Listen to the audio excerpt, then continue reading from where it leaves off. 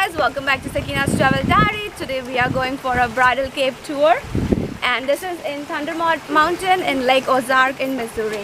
So here is our Lake Ozark, and they just made the announcement that our tour is going to start, so we are going to head fast to the tour. Right now I'm going to take you through the store of the cave, which has a lot of cool stuff, and we will see that once again when we come back. And we're just going to film the entire tour right now. It's going to be a 1-hour tour, and you get to see it on YouTube for free. Let's get going.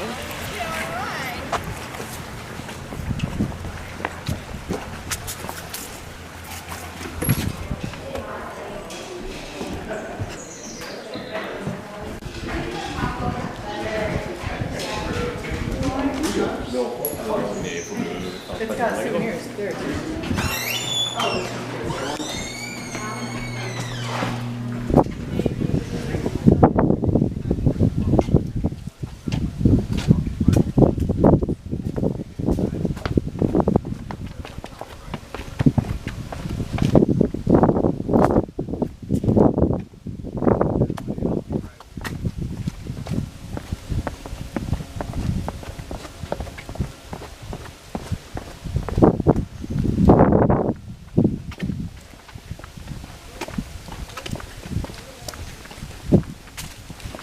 Your tickets here.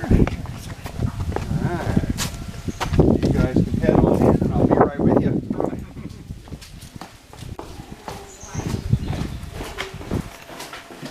Okay, so now this is the entrance to the cave, and it is going to be very interesting.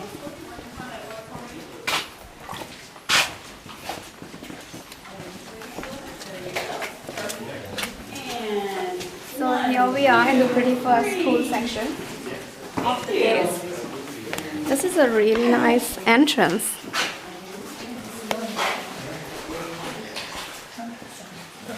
Go ahead. No, you go. I know. All right. If you guys just scoot over that way, what he's going to do is walk. What he's going to do. All right, and 1, 2, 3. Thank you. Okay, you guys are next. You guys can head on in with. Okay, I'm going to make a video of you as well. Over that way just a little bit. There you go. All right, and 1, 2, 3. Thank you. Thank you. So much.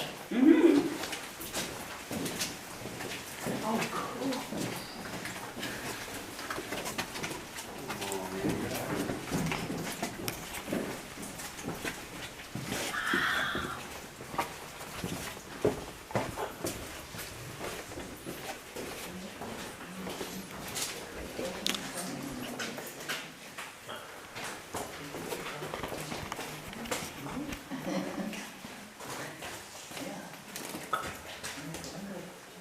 All right, is this everybody's first time in Bridal Cave?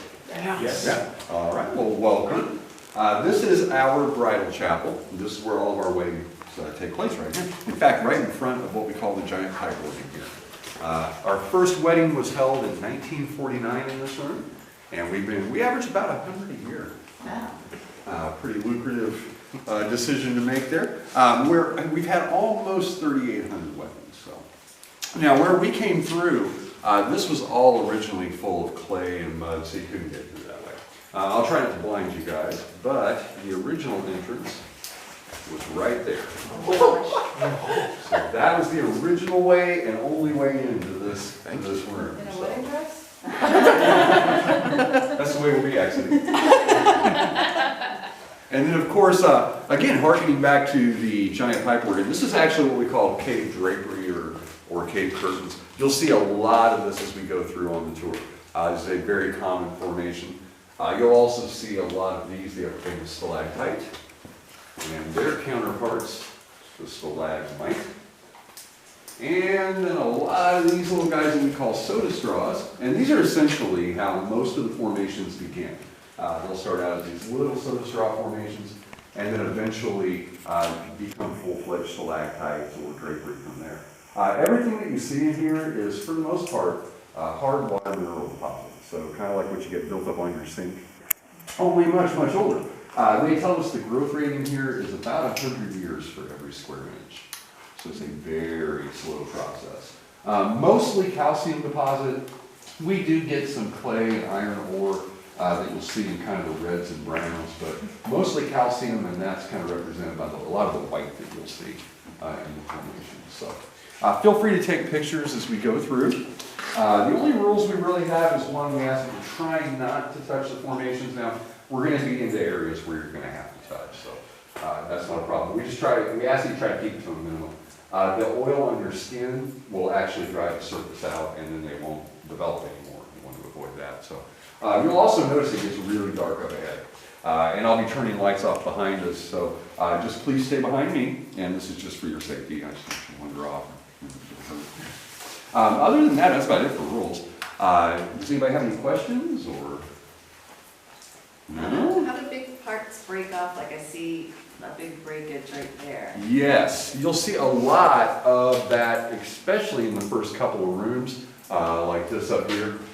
And this is all due to vandalism prior to the cave opening in '48. There weren't the restrictions protecting it as a protected natural resource. So as early explorers came through, if they wanted a piece, they'd take a hammer and crack a piece off. So you'll see less and less of that, as you would expect the farther we go in, but these first couple rooms you'll see quite a bit of that. We do have one natural break in the cave that we know of, but it's towards the back, and I'll show you that one. And it's obvious, it's huge. So So eventually this is going to fill in then. Mm-hmm. Yeah. Yep. Yeah, this will eventually, way up, thousands and thousands of years in the future, but it will eventually completely fill up. If it doesn't dry out and start collapsing first, so, yeah, which we hope does not happen. So please don't touch them. As long as it's active, we are good. Now, once a cave system starts to dry up for whatever reason, that's when you'll start getting sinkholes on the surface, and it'll start collapsing in on itself. So, all right. Well, let me see here. Get these off here. There we go. Oh, sorry about that. There. No. One, that one. You want to turn that one on and turn those two off. All right.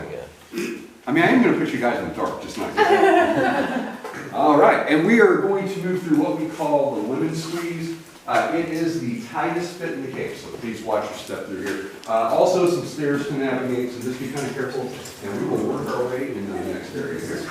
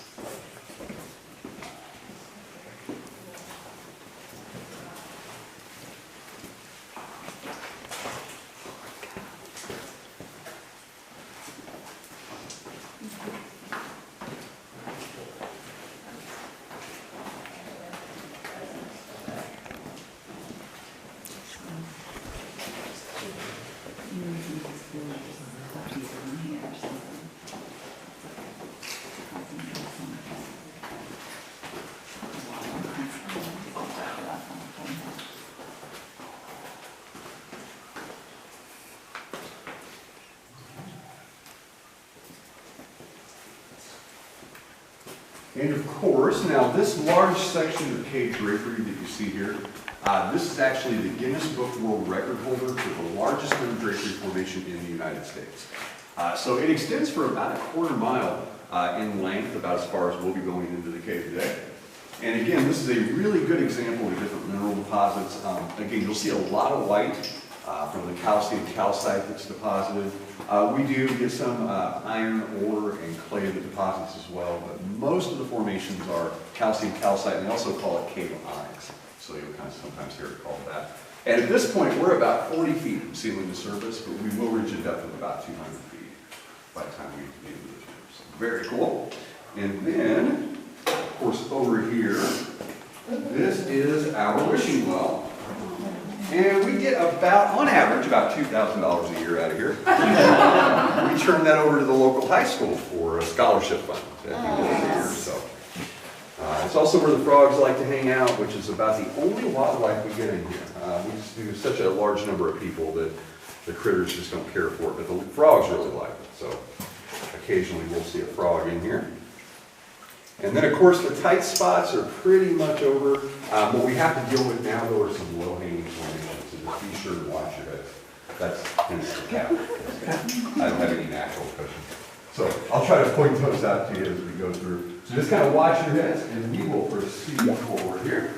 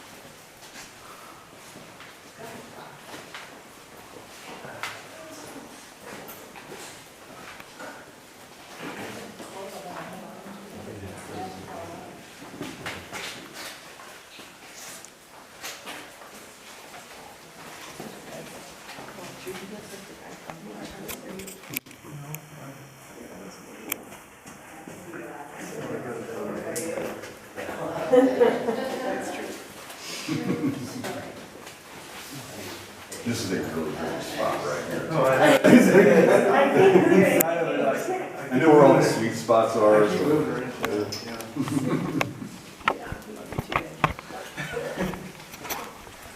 And of course, that same section of drapery just continuing to use with us as we go through. Again, about a quarter-mile in total length. Sometimes it's called cave bacon for obvious reasons. It kind of looks like painted strips of cured bacon. I've heard it called cave mushrooms because it kind of looks like morel mushrooms. But to give you guys kind of a practical idea, this stalactite and stalagmite up here, these are eventually going to connect and form what we call a column, which is just one solid piece, of course. But they tell us that gap, we're looking at about 700 to 800 years for that to finally connect. So save your ticket stubs. And then, of course, now all the floors were poured in 1952. It was all poured by hand because they didn't have the technology to pump concrete any kind of distance. The interesting thing, though, is all poured at pretty much the widest point in each room. So what that means is, for the most part, what you see above you is also what's below us. We're up off the original cave floor by quite a bit. So if we were to drill down 2-3 feet of concrete, we'd have open space.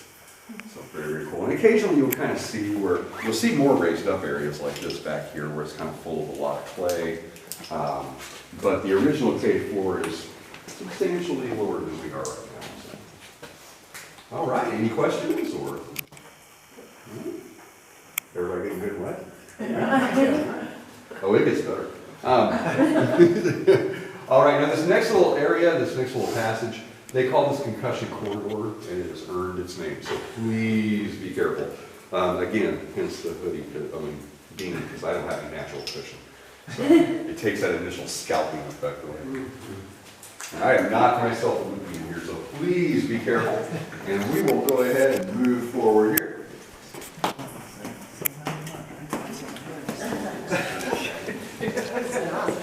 A little low right here.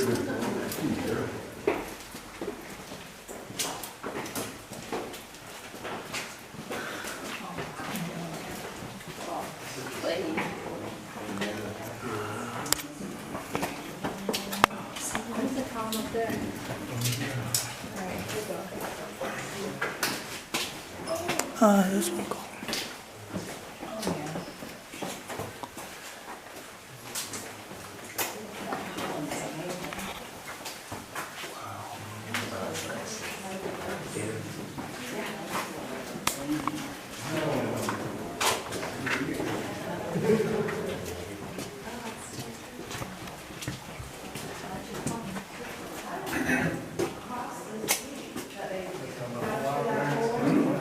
It was discovered in 1856, officially.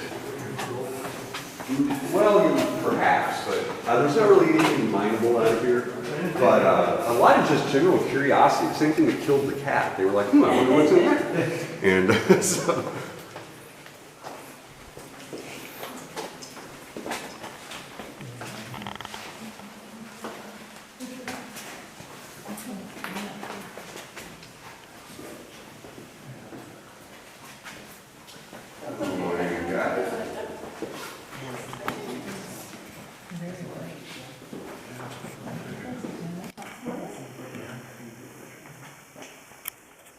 And of course, the cave was discovered in 1856 by a man named Moffat, and then it was actually opened to the public in 1948, a year after the initial land purchase was made in 47. So, it was rumored to have been used by the Native Americans in the area at the Osage for generations before that. So they always kind of knew it was here, but it wasn't official until 1856. Now, where we're going through again, we had to do a lot of excavation as far as clay and getting all that kind of thing out of the cave to allow public access. We'll be going through a tunnel up here to the left, and that was all excavated out. Prior to opening up, the only way past this point was to go up and over what we call the frozen Niagara there at the end. And the way that they did that, they would scale the wall here. You can kind of see some marring on the surface where they would lay ladders up over the years. And then behind that limestone shelf, over and across those wooden planks, and then once you reach the top of the frozen Niagara there, it's about 120 feet of crawl space before the cave starts to open back up. And it is really tight crawl space. So nothing we could, by any means take people through there. We still use that route for maintenance and change lights and that sort of thing. So, but very interesting up there. So. Yeah, but we don't have to go that way. We actually excavated this tunnel, and that'll take us on around here in a minute. But one more thing that's really cool in here, and it's not very spectacular to look at, but it's interesting because anytime you're in this cave, or any cave for that matter, and you see this real bumpy surface stuff, this is what we call cave popcorn, and it only develops underwater because of the water pressure and tiny little air bubbles will allow it to develop on that surface over time.